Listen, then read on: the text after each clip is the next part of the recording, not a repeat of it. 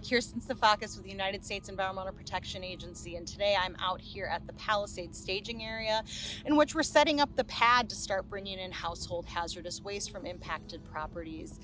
I just wanted to show you all what this pad is made out of. We have a thick, cottony felt material, two reinforced plastic linings, then this composite decking material in which all of the items will sit on as they are prepared for transport.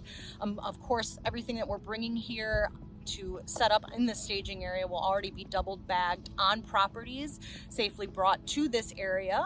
Once they're here, they will get packaged again into these large 55-gallon drums, and then safely transported on shipping containers to the proper disposal facilities.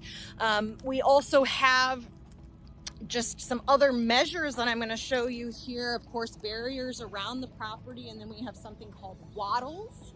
These wattles, as you hopefully can see, are made of natural material to just ensure that nothing leaking, nothing concerning gets off the property. Although we don't expect anything like that to happen, most of the items that we'll be receiving have been burnt and are therefore empty, but just an extra layer of protection for both the environment and our workers.